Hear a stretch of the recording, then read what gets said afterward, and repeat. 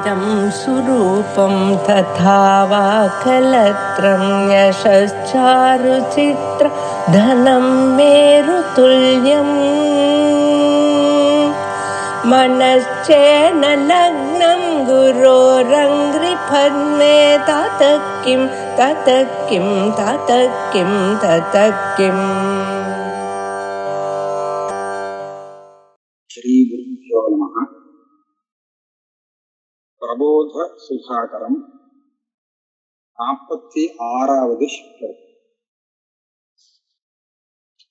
दुर्भर जठर निमित्तं समुपार्जयितुं प्रवर्तते चित्तं लक्षावधि बहुवित्तं तथापि अलभ्यं कपर्दिकामात्रम्.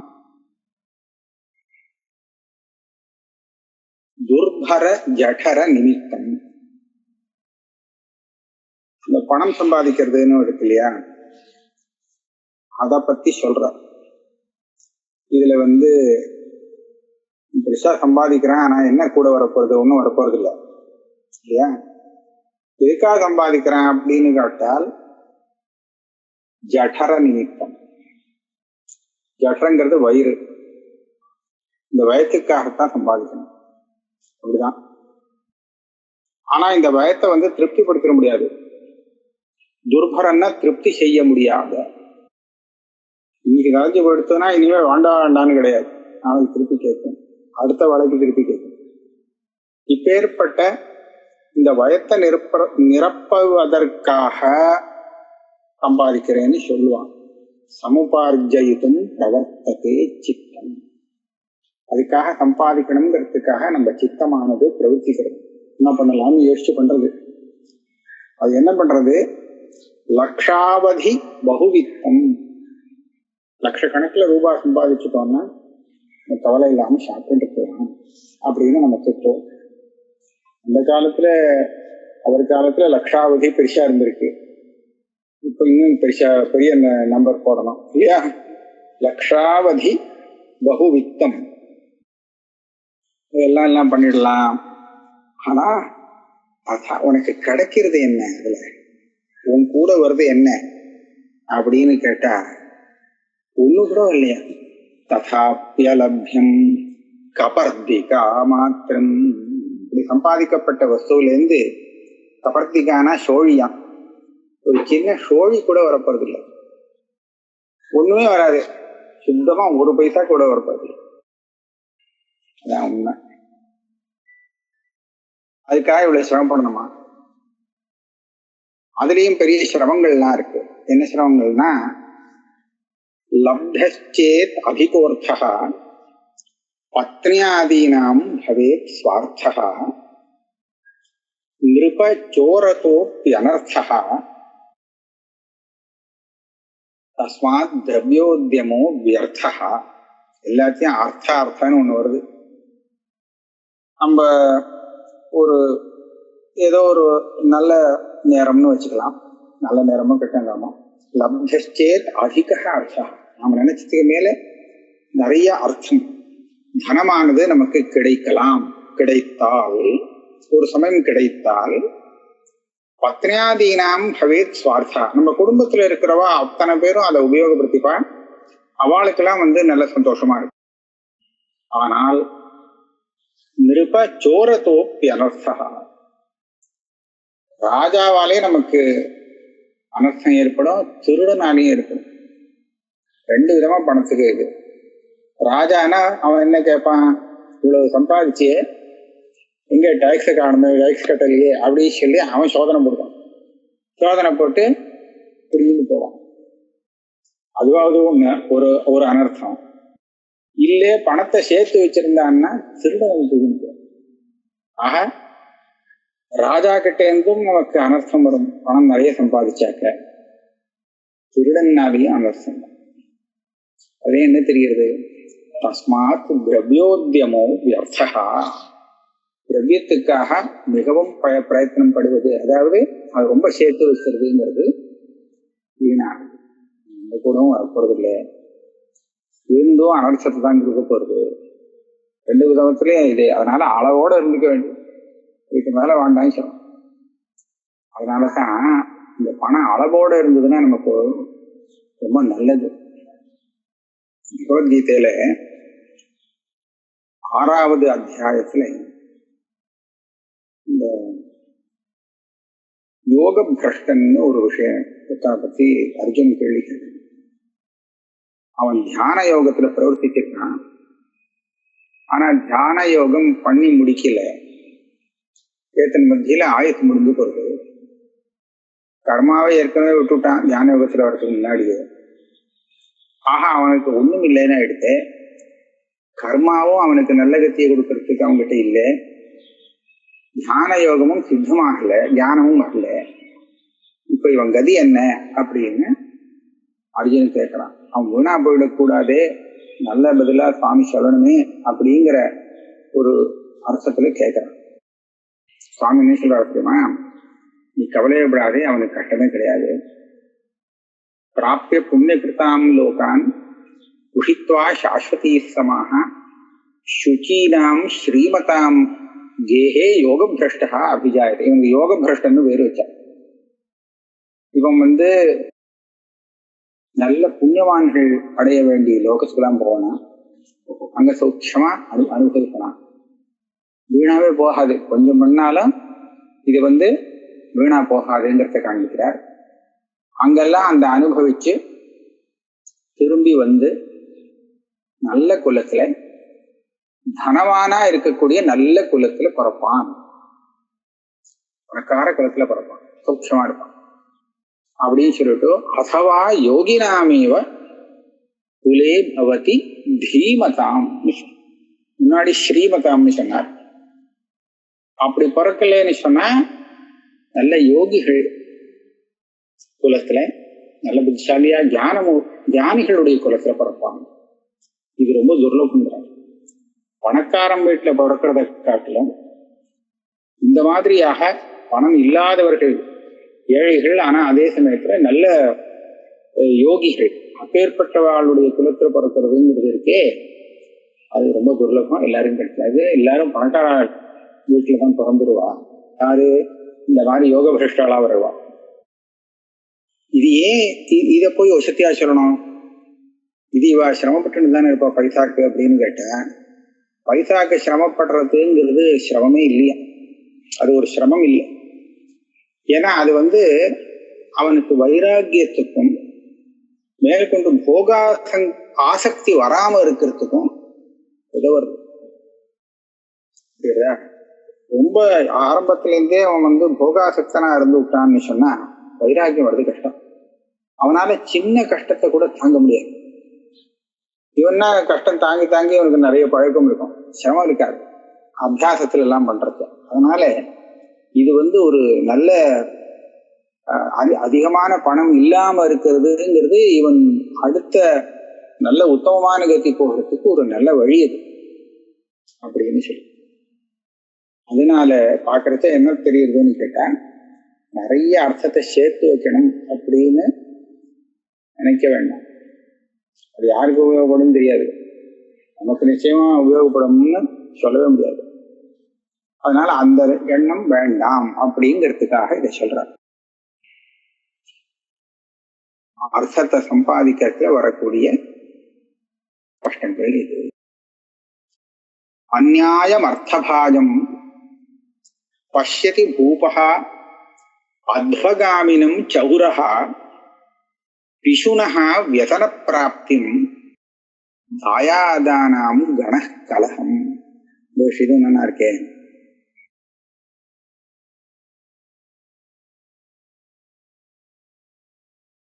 தாயாதானாம் கண கலகம். ஒருத்தங்கிட்ட நிறைய பணம் இருக்கு, அந்த பணமும் எப்படி வந்திருக்குன்னு சொன்னா அந்நியாயமான மார்க்கத்துல வந்திருக்கு, நியாயமான மார்க்கத்துல வரல. அந்நியாயம் அர்த்தபாகம், நியாயம் இல்லாத வழியில நிறைய அர்த்தம் பணம் வந்திருக்குன்னு சொன்னா அதை யாரெல்லாம் அது மேல ஒரு கண் வைப்பாங்கிறத சொல்றாரு. பஷ்யதி பூபகா, முதல்ல ராஜாவுக்கு அந்த பணத்துல ஒரு கண் இருக்குமா, இவ்வளவு பணம் இருக்கே, எப்படி வந்தது, இவங்கிட்ட இருந்து பிடுங்கலாம், எப்படி பிடுங்கலாம்னு அவன் பார்த்துட்டு இருப்பான். இது ஒண்ணு. அவன் வழியில போயிட்டு இருந்தால் அத்வகாமினம், எங்கேயோ போறான், இங்க போறான்னு திருடன் அவன் கண்படும். இவன்கிட்ட இருந்து எப்படி சுருட்டுறது, எப்படி ஏமாத்துறது அப்படின்னு பார்ப்பான். அதுக்கப்புறம் பிசுனஹா வியசன பிராப்தி. பிசுனா துஷ்டன்.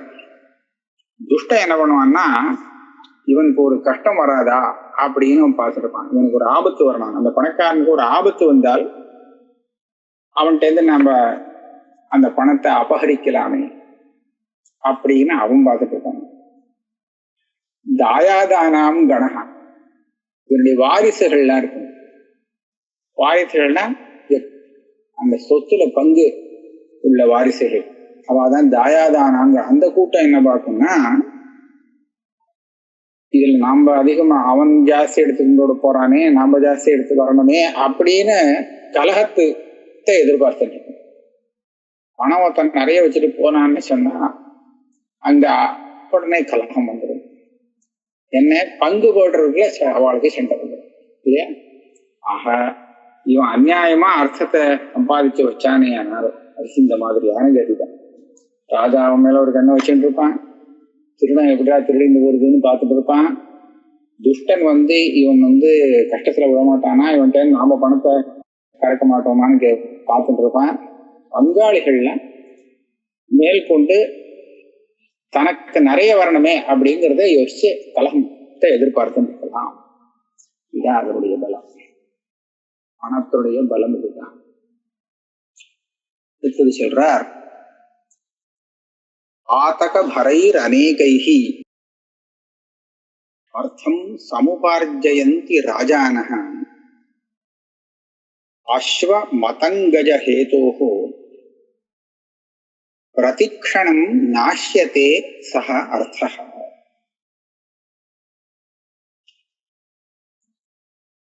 இத நாம பார்க்கலாங்கிற. ராஜாக்கள்லாம் நிறைய அர்த்தத்தை சம்பாதிப்பான். ஒரு குடும்பஸ்தனை சொன்னா அவன் ஒரு அளவுக்கு தான் சம்பாதிக்க முடியும். ஆனா ராஜாக்கள் அவா சம்பாதிக்கணும்னா அவளுக்கு ராஜ்யம் நடத்தணுமே இல்லையா? அதனால அவளுடைய சம்பாதியம் ரொம்ப பெரிய லெவல்ல இருக்கும். அடுத்த ராஜ்யத்திலேருந்து அவன் நிறைய சம்பாதிக்க முடியா இருக்கும். ஒரு சில ராஜ்யத்தை அடிச்சு நாசம் பண்ணி அதை தன்னுடைய ராஜ்யத்துல சேர்த்துக்க முடியா இருக்கும். என்னமோ பல விதமா இருக்கும். பல பேருக்கு கஷ்டம் வரும் இல்லை, யுத்தம் பண்ணி அவன் பண்றதுல. அதனால பாதக பரைஹி அநேகைஹி, பல பெரிய பெரிய பாதகங்கள். பாதகம்னு சொன்னாக்க இன்னொருத்தருக்கு சிரமத்தை கொடுக்கக்கூடிய செயல்கள், பல பேரை ஹிம்சை பண்ண முடியாது. அப்பேற்பட்ட பெரிய பாதகங்கள்லாம் செய்து ராஜாக்கள் அர்த்தம் சமுபார்ஜயந்தி, சம்பாதிக்க வேண்டியிருக்கு, நிறைய ராஜ்யத்துக்காக சேர்க்க முடியாது. ஆனா அது எப்படி செலவாடுதுன்னு, அது எப்படி செலவாடுது அப்படின்னு கேட்டா, அஸ்வ மதங்கஜ ஹேது. அஸ்வன்னா குதிரை, மதங்கஜனா யானை. குதிரைக்கும் யானைக்கும் தான் ஜாஸ்தி செலவா இருக்கு. பிரதிக்ஷணம் நாஷ்யத்தே சகார்த்தா. இந்த யானைகளுக்கும் குதிரைகளுக்கும் அது நல்லபடியா போஷிச்சு வளர்க்கணும். அதுல ஏதாவது ஒரு சிரமங்கள் வந்துட்டே இருக்கும், வியாதி வந்துட்டு இருக்கும், அது வந்துட்டு அப்படின்னு வந்துட்டே இருக்கும். இந்த செலவுல தான் அதிகப்படியான அவ சம்பாதிக்கக்கூடிய பணமானது வியயமாகிறது. இப்ப எப்படின்னு பார்க்கணும். நம்ம ரக்ஷக்காக ஒரு சேனைய பலம் வச்சுட்டு இருக்கோம் இல்லையா, சதுரங்க பலம். அந்த சதுரங்க பலத்துக்காகத்தான் அவளுடைய சம்பாத்தியம் அதிகப்படியாக செலவாகும் அப்படிங்கிறத இவர் காண்பிக்கிறார். அஸ்வமதங்கஜ ஹேதோஹோ பிரதிக்ஷணம் நாஷ்யத்தே சகார்த்தா. ராஜாக்குன்னு பெருசா ஒன்றும் வரப்போறது இல்லை, அவனுக்கும் இதே கதைதான். அவன் என்னெல்லாம் பண்ணி சம்பாதிக்க வேண்டியிருக்கும் அப்படின்னு கேட்டா, ராஜ்யாந்தராபிகமனாத் ரணபங்காத் மந்திரி பிருத்திய தோஷாத்வா விஷ சஸ்திர குப்த காதாத் மக்னாக சிந்தார்ணவே பூபாக. சம்பாதிக்கிறாளே ராஜாக்கள், அவ எப்பவும் கவலையில தான் கவலைனா கடல் போல கவலை, சமுத்திரம் போல அத்தனை கவலைகள் வரும். அதுல மூழ்கி இருப்பாளாம். எப்படி அவளுக்கு என்ன கவலை அப்படின்னு கேட்டா, ராஜ்யாந்தர அபிகமனா. ராஜ்யாந்தர அபிகமனம்னா ஒரு சில சமயம் இவன் வேறு ராஜ்யத்துக்கு போகும்படியாக ஏற்பட்டு. ஏன் அப்படி ஆகும்னு கேட்டா, ரணபங்கா, ஏதோ ராஜாவோட யுத்தத்திலே இவனுக்கு பங்கம் ஏற்பட்டு போச்சு, பராஜயம் ஏற்பட்டு போச்சு. இவனுக்கு பராஜயம் வந்தா அப்புறம் அவன் அந்த ராஜ்யத்துல ராஜாவா இருக்க முடியாது இல்லையா? அப்ப ஓடி வேற ஒரு ராஜ்யத்துக்கு போக முடியாது ஏற்படும். அது பெரிய துக்கமான ஒரு செயல். இங்க ராஜாவா இருந்துட்டு ரணத்துல ஏதாவது யுத்தத்துல பங்கம் ஏற்பட்டதுனாலே ஓடி ஒளிஞ்சு வேற ஒரு ராஜ்யத்துக்கு போய் இருப்பதுங்கிறது பெரிய தண்டனை, மகா சிந்தாரணம், பெரிய கவலைக்கு ஒரு விஷயம். அதே மாதிரி மந்திரி பிருத்திய தோஷாத்வா அப்படின்னு சொல்றாங்க. இவருடைய மந்திரிகள்ல சில சமயம் துஷ்டாளா வந்துருவா. அவ ராஜாவுக்கு எப்படி மந்திரி இருக்கணும்னா, அது ராஜநீதி சாஸ்திரத்துல அவன் ரொம்ப ராஜபக்தி உள்ளவனாகவும் தேசபக்தி உள்ளவனாகவும் இருக்கணும்னு சொல்லியிருக்கு. அப்படி இல்லைன்னா அவன் ராஜ்யத்தை கவுத்துருவான். மந்திரிகளோ அவனுடைய சேவகர்களோ, மந்திரியவா இருக்கணும்னு இல்லை, மற்ற சாதாரண சேவகர்களாக இருக்கிறவங்க கூட அடுத்த சத்ரு ராஜாவுக்கு கையாளா இருந்துன்னு இங்க வேலை பண்ணிட்டான்னு சொன்னா அவ்வளவுதான், அழிஞ்சு கூட இருந்தது. அதனால மந்திரி பிருத்திய தோஷா, இவன் நல்லவன் தான் ராஜா, ஆனா அவன் துஷ்டனா இருக்கானே, மந்திரி துஷ்டனா இருக்கான், அவனுடைய பிருத்திய சேவகன் துஷ்டனா இருக்கானே, அவன் எதையாவது பண்ணிடுவான். அதே மாதிரி விஷ சஸ்திர குப்த காதா, இவனை ரகசியமா கொல்றதுக்கு நிறைய வழி இருக்கு. ராஜான்னு சொன்னா இவனை ஆபத்துதான் போகும். விஷ சஸ்திர குப்த காதா, சில சமயம் இவனை சாப்பாட்டுல விஷத்தை வச்சு கொல்றதுக்கு பாப்பா சத்ருக்கள். சில சமயம் ஒருத்தரும் தெரியாம சஸ்திரத்தினால ஆயுதத்தினாலேயே கூட கொல்றதுக்கு பாப்பா. இதெல்லாம் சகஜம் ராஜாவுக்கு. அதனாலே சிந்தார்ணவே மக்னாக, எப்போதும் ராஜாவா இருக்கிறவன் கஷ்டத்துலதான், அதாவது கவலையில தான் இருக்கணும். எல்லாத்துக்கும் காரணம் என்ன? இத்தனை பேர் இவன்கிட்ட இந்த மாதிரி ஒரு க்ஷாத்திரம் வச்சுட்டு இவனை ஒழிக்கணும்னு பாக்குறாளே, என்ன காரணம்? அந்த ராஜ்யம் தனக்கு வரணுங்கிறதுக்கு தான், பணம் வரணுங்கிறது தான் இல்லையா? அந்த ஐஸ்வர்யம் தனக்கு ஐஸ்வர்யத்தை அடையணும் அப்படிங்கிறதுக்காக தானே இந்த ராஜாவுக்கு ஏதாவது ஆபத்தை ஏற்படுத்தி இன்னொரு ராஜாவுக்கு கூட அவன் ஏதோ நமக்கு சாதிச்சிருவான் அப்படின்னு சொல்லி எல்லாம் பண்றா இல்லையா? அப்ப அந்த விதத்துல பாக்குறச்ச ராஜாவுக்கு அந்த ஐஸ்வர்யமே ராஜ்யமே பெரிய ஆபத்தாக இருக்கு. ஐஸ்வர்யம்ங்கிறது எவ்வளவு பெரிய ஆபத்தை கொடுக்கறது ராஜாவுக்கு அப்படிங்கிறது இதுல இருந்து நமக்கு தெரியலாம். இந்த ராஜாந்தர அபிகமனாத்துன்னு இருக்கே,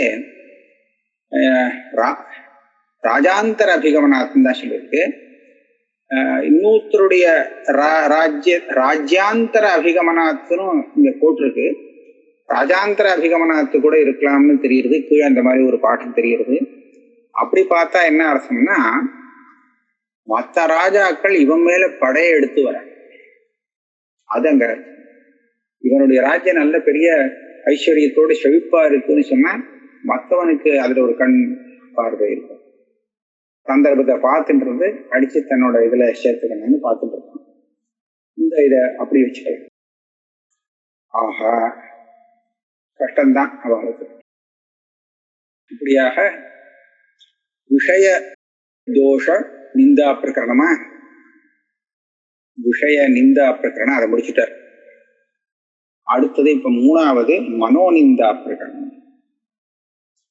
மனசு நம்மளுடைய மனசு அதுவே நமக்கு கூட இருந்துட்டு நமக்கு ரொம்ப அனிஷ்டத்தை ஏற்படுத்துறது. அதனால அதையும் நிந்திக்க வேண்டியிருக்கு. அதுவே நமக்கு சௌகரியமா இல்லை. மனசுங்கிறது நமக்கு மந்திரி மாதிரி. நம்ம ராஜான்னு சொன்னா நம்மளுடைய மனசு நமக்கு மந்திரி மாதிரி. ஆனா அதுவே நமக்கு அனுகூலமாக இல்லைன்னா பந்தத்துக்கு காரணமாக ஆயிடும். ஹசதி கதாச்சித் ரௌதி பிராந்தம் சத் தசதிஷோ பிரமதி ஹிருஷ்டம் கதாபி ருஷ்டம் சிஷ்டம் துஷ்டஞ்ச நிந்ததி ஸ்தௌதி கிமபி த்வேஷ்டி சரோஷம் ஹ்யாத்மானம் ஸ்லாഘதே கதாசிதபி சித்தம் பிசாசமபவத் ராக்ஷஸ்யா திருஷ்ணயா வியாப்தம்.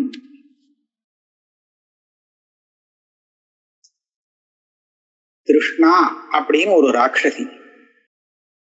திருஷ்ணானா என்ன? ஆசை, பேராசை. பேராசைங்கிறது ஒரு அரக்கி. இது நம்மளுடைய சித்தம் இருக்கு, மனசு. அந்த மனசை ஆக்கிரமிச்சு விடுறது. இந்த ராட்சசியாலே நம்மளுடைய சித்தமானது ஆக்கிரமிக்கப்பட்டு விட்டால் அதுக்கப்புறம் அந்த மனசை என்ன பண்ணும்னு ஒண்ணுமே சொல்ல முடியாது. என்ன வேணாலும் பண்ணும். என்னெல்லாம் பண்ணுமா? ஹசதி கதாச்சித் ரவுதி கதாச்சித். ஒரு சில சமயத்துல சிரிக்குமா. இதுக்கா சிரிக்கிறது? இந்த மனசு நம்மளை பார்த்தே சிரிக்கும். நமக்கு அடங்கி இருக்கா பாரு, நம்ம சின்னத்தை கேட்கறான் அப்படின்னு சொல்லி சிரிக்குமா, சந்தோஷமா இருக்குமா. சில சமயம் ரவுதி. ரவுதி அப்படின்னு சொன்னா அழறதுன்னு அர்த்தம் வச்சு. சிரிக்கிறதுன்னு சொன்னா அதுக்கு நேர் விபரீதம் அழும். நம்ம மனசுதான் அழும், ஆத்மா அழாது. ஆத்மா சிரிக்கும் சிரிக்காது, அதுவும் அழாது. இதோட சேர்ந்து இருக்கக்கூடிய மனசானது சில சமயம் சிரிக்கும், சில சமயம் அழும். அப்புறம் தச திசா பிரமதி பிராந்தம் சத் தச திசோ பிரமதி. 10 திக்குகள்லையும் சுத்தி வருமா மனசு. எதுக்காக அப்படின்னு கேட்டா, எங்கேயாவது நமக்கு அபிஷ்டமான ஒரு விஷயம் கிடைக்காதா, அதை தேடி தேடி அது எதை வேணும்னு நினைக்கிறதோ ஆசைப்படுறதோ. ஏன்னா திருஷ்ணா தானே பிடிச்சிருக்குத. ஆசைங்கிற அந்த ராட்சசி சித்தத்தை பிடிச்சிடுச்சு இல்லையா? அப்படி இருக்கும்போது அந்த ஆசைப்பட்ட விஷயத்தை அடையறதுக்காகனு 10 திக்குலையும் ஓடுமா. அங்க கிடைக்கிறதா இங்க கிடைக்கிறதான்னு ஓடும். இதுதான் தச திசக. 10 திக்குகள்லையும் அலைகின்றது. சில சமயம் சிருஷ்டம் கதாபி. சில சமயம் சந்தோஷமா இருக்கும், ஏன்னா இவன் நினைச்சது கிடைச்சிரும். சில சமயம் ருஷ்டம், கோபமா இருக்குமா. கோபமா இருக்கும்னா இவன் கிடைக்கிற மாதிரி இருக்கும், அதுக்குள்ள யாராவது இன்னொருத்தர் தட்டின்னு போடுவான். அப்ப இதுக்கு கோபம் வந்துடும். அப்படி இருக்கும். சில சமயம் சிஷ்டம். இந்த மனசு ஒரே மாதிரி நிச்சயம் இருக்கிறது இல்லை. ஒரு நாளைக்கு பார்த்தா ரொம்ப நல்லா இருக்கும், சிஷ்டமா இருக்குமா. சிஷ்டம்னு சொன்னா ஒரு நல்ல அனுசாசனத்தோட நல்ல சுபாவத்தோட இருக்கும். ஒரு நாளைக்கு பார்த்தா நம்ம என்ன இப்படி எல்லாம் பண்ணிட்டு இருக்கோம், நாம நல்ல காரியம் பண்ண வேண்டாமோ அப்படின்னு நல்ல காரியத்துல போற மாதிரி சத்துகுணம் ஒரு நாளைக்கு ஜாஸ்தியா போயிடும். அந்த மாதிரி இருக்கும். ஆனா சித்த நேரத்துல மாறி போயிடும், நிலைச்சு இருக்கிறது சித்தம். அதே மாதிரி துஷ்டஞ்ச. சிஷ்டம்னா அடுத்தது துஷ்டம். சித்த நேரத்துக்கு அது கெட்டு போயிடும். தோஷம் அதை கெடுத்துடுவான். அதே மாதிரி தேவையில்லாத காரியங்கள் நிறைய செய்யும். நிந்ததி. சிலவத்தை சில வஸ்துக்களை அது நிந்திக்கும். தேவையா இல்லையாங்கிறது விஷயம் இல்லை. எதுக்காக நிந்திக்கிற பாட்டு இருந்துட்டு போடுவேன்னு அது இல்லை. நிந்திக்கணும், நிந்திச்சிடும். பெரிய நிந்தை. மேல இருக்கிற ஒரு வஸ்துவை அப்படியே கீழே அதை பாத்தாளத்துல தள்ளுற அளவுக்கு இந்த சித்தத்துக்கு சக்தி இருக்கு. அதை நிந்திக்க முடியாதனால நிந்த பண்றது. சில வஸ்துக்களை ஸ்தௌதி. ஸ்தௌத்தினா மேல தூக்கி வச்சிடும். அதுக்கு அந்த ஸ்தோத்திரம் பண்றதுக்கு அருகத்தை உண்டா இல்லையான்னு அது பார்க்காது. ஸ்தௌதி கிமபி சரோஷம் துவேஷ்டி. சில வஸ்துக்களை பார்த்தா சரோஷம் துவேஷ்டி. சில பார்த்தாலே இது கோபம் வந்துடும். கோபம் வந்தோடனே ஒரு துவேஷம் வந்துடுச்சு, நன்னா இல்லையே, இது ரொம்ப மோசமா இருந்ததுன்னு அதை துவேஷிக்குவான். சில சமயம் ஆத்மானம் ஸ்லாഘதே கதாச்சிதபி. நான் எவ்வளவு நல்லவன் தெரியுமா, நான் எவ்வளவு சக்தியா இருக்கேன் அப்படின்னு தன்னைத்தானே அதை ஸ்லாகிச்சுக்குமா. தன்னைத்தானே சந்தோஷப்படுத்தி ரொம்ப சக்தி அப்படின்னு சொல்லிப்போம். இப்படியாக ஒரு நிலை இல்லாம இருக்கிறது நம்மளுடைய சித்தம். அதனால சித்தம் பிசாச்சம் அபவத்து.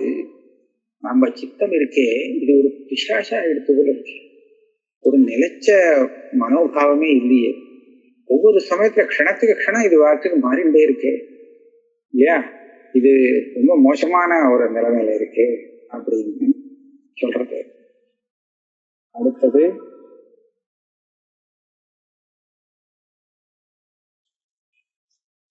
தம்பாபிமான லோபைஹி காம குரோதோரு மத்சரைஹி சேதஹ ஆக்ருஷ்யதே சமந்தாத்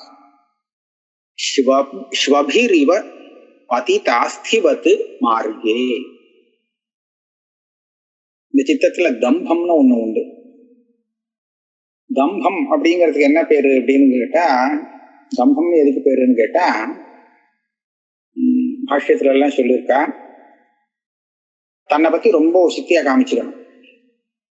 உள்ளுக்குள்ள அது எப்படி யதார்த்தத்தை காமிக்காமல் மறைச்சு, குறை இருந்தானே அதை மறைச்சு, எதிராளி நம்மளை பத்தி ரொம்ப உயர்ந்தவர் அப்படின்னு தெரிஞ்சுக்கிறதுக்கு என்ன பண்ணணுமோ அதுக்குதான் பேரு. அந்த மனோபாவத்துக்கு தம்பம்னு பேரு. தம்பம். அதே மாதிரி அபிமானம், தம்பாபிமான சங்கத்தாக நிறைய வந்துட்டே இருக்கு. அபிமானம்னா அந்த சரீரம், இந்திரியமோ மற்ற தன்னோட சம்பந்தப்பட்ட விஷயங்கள்லயோ இது என்னுடையதுதான் அப்படின்னு, நான் என்னுடையது அப்படிங்கிற ஒரு அபிமானத்துக்கு அபிமானம் சொல்லுவான். இன்னும் அபிமான சப்தத்தால கர்வம்ங்கிற அர்த்தத்தையும் எடுத்துக்கலாம். நான் பேர்பட்டோம் தெரியுமா அப்படின்னு கர்வத்தை எடுத்துக்கலாம். அப்புறம் லோபி, லோபம்னு சொன்னா எதை பார்த்தாலும் வேணும்னு ஆசை, பேராசைதான் லோபம். நமக்கு வேணுமா வேண்டாமாங்கிறத யோசிக்காது. அதை பார்த்தா நல்லா இருக்கே, அது நமக்கு இருக்க வேணும் அப்படின்னு தீர்மானம் பண்ணுவோம். அதனால வேணும்னு ஆசை இருக்கே, அதுக்குதான் லோபம்னு பேரு. இதெல்லாம் இருக்கும். அதே மாதிரி காம குரோத உருவத்சரைஹி, காமம்னா தெரியும் ஆசை. ஸ்திரீ விஷயத்துல வந்தா அதுக்கு காமம்னு பேரு, மற்ற விஷயத்துல லோகம்னு சொல்லுவாங்க துர்வியாதிகள் விஷயத்துல. அதே மாதிரி குரோதம்ங்கிறது தெரியும், கோபம் வந்துவிடும் சில சமயம். அசூயை, அசூயை அப்படிங்கிறது என்னன்னா, நமக்கு ஒண்ணும் இல்லை, அடுத்தவனுக்கு அவன் சந்தோஷமா இருக்கான், நல்லா இதா இருக்கான்னு சொன்னா இவன் தாங்க முடியாது. நமக்கு நன்னாவே இருந்தாலும் கூட நமக்கு ஒரு 1000 ரூபாய் கிடைச்சிருக்குன்னு வச்சுக்கோங்க, சந்தோஷமா இருக்கும். அதே இவனுடைய சத்ருவுக்கு ஒரு 100 ரூபாய் கிடைச்சிருக்குன்னு சொன்னாலே இவனுக்கு ஒரு அசூயை வந்துடும். அவனுக்கு நமக்கு மேல கிடைச்சா கேட்கவே வேண்டாம் இல்லையா? இவ்வளவோ கிடைக்கிறத அவனுக்கு தானே கிடைக்கணும் அப்படின்னு அவன் அந்த ஒரு பாவனம் இருக்கே, பாவம், அதுக்குதான் அசூயின்னு பேர். இப்பேற்பட்ட இந்த தம்பம், அபிமானம், லோகம், காமம், குரோதம், உருமத்சரன் உருவரை போட்டிருக்காரு. உருவ ஃப்ரெஷ்ஷா இருக்கு மத்சரங்கிறது, மாத்சரியம் ரொம்ப ஜாஸ்தியா இருக்கு. அவனுக்கு எப்படி கிடைக்கலாம் அப்படின்னு இந்த பாவங்கள் எல்லாமே நம்ம சித்தத்தை 4 பக்கமா இழுக்கணும். இந்த பாவம் ஒவ்வொன்னா வருதுங்கிறது இல்ல, ஒரே சமயத்துல எல்லா பாவமும் வந்து இழுக்கிறது, தன் பக்கம் இழுக்கிறது. இதுக்கு ஒரு திருஷ்டாந்தம் கொடுக்கிறார். ஸ்வபிரிவ பதித அஸ்திவத்து மார்க்கே. ஒரு வழியில மார்க்கத்துல ஒரு எலும்பு துண்டம் கிடைக்கு, ஒரு 4-5 நாய்கள் வந்து சேர்ந்துருக்கு. இருக்கிறது ஒரே ஒரு எலும்பு தான். இது எல்லாமா சேர்ந்து பிச்சுக்குவான், ஒவ்வொரு பக்கம் இழுக்குவான் அந்த எலும்ப. எதுக்கு போய் சேரும் தெரியாது. ஆஹா, அதுகள்லாம் எப்படி அந்த எலும்பு மார்க்கத்துல வழியில கிடக்கும் எலும்பு துண்டுக்காக அடிச்சுண்டு தன் பக்கம் இழுக்கிறதோ அந்த நாய்கள்லாம், அதே மாதிரி நம்மளுடைய ஒரே மனசை இத்தனை பாவங்கள் தன் பக்கம் இழுக்கிறது.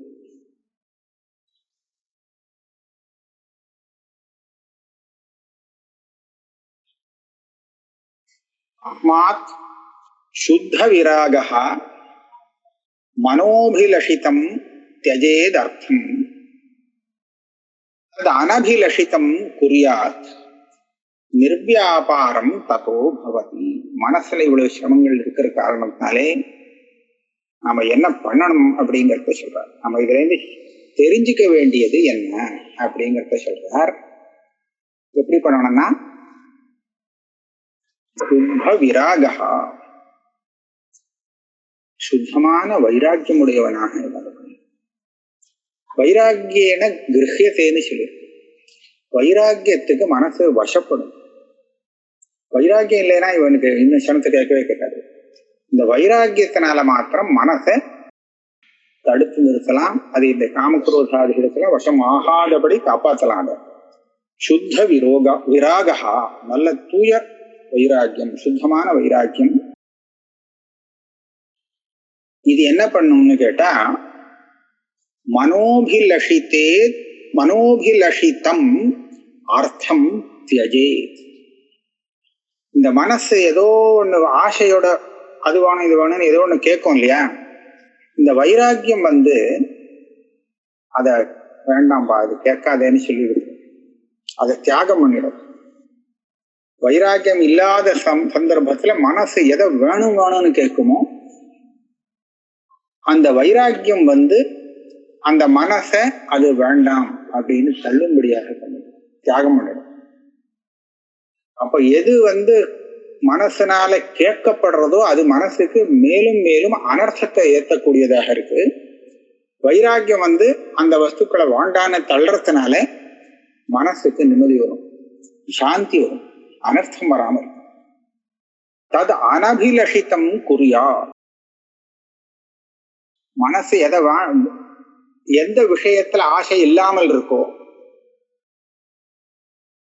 அந்த விஷயத்துல அது சந்தோஷமா இருக்கும். நம்ம பார்க்கலாம், ஒரு விஷயத்தை ஆசைப்பட்டு கொடுத்தோம்னா இதனால சும்மா இருக்க முடியாது, அதை அடையறதுக்கு ஏதாவது பண்ணிட்டே இருக்கும் இல்லையா. அந்த விஷயத்துல இது ஆசை இல்லாம இருந்து கொடுத்தனா சௌக்கியமா இருக்கும். அதனால மனசை என்ன பண்ணணும்னு கேட்டா, அந்த விஷயத்தில் ஆசை இல்லாததாக செய்ய வேண்டும். தது அனபிலஷித்தம் குறியா. அபிலாஷம் வைராக்கியத்தினாலே மனசுக்கு போதிக்கணும், இதனால நீ இது ஆசைப்படுற, ஆனா இது உனக்கு நல்லதுன்னு நினைச்சுட்டு ஆசைப்படுற, ஆனா இதுல இவ்வளவு கஷ்டங்கள் இருக்கு, அதனால இவ்வளவு ஆசைப்படாது அப்படின்னு அதுக்கு போதிச்சு நல்ல வார்த்தை சொல்லி அத அபிலாஷம் இல்லாததாக செய்யணும். அப்படி செஞ்சால் அந்த மனசை நமக்கு மித்திரமாக இருக்கும், நமக்கு சுகிருத்தாக இருக்க முடியும். அது என்ன பண்ணும், நிர்வியாபாரம் ததோ பவதி. இந்த மாதிரி பண்ணினால் கொஞ்சம் கொஞ்சமா அது அடங்கும். மனசு நம்ம சொல்றத கேட்டு இருக்கும், அது பாட்டுக்கு அடங்காம போகிறதுங்கிறது இருக்காது, சௌக்கியமா இருக்கும். இதோட வச்சுக்கோமா. 54 ஸ்லோகம் வந்தது. அடுத்தது விஷய நிகிரக பிரகரணம்னு ஆரம்பிச்சு.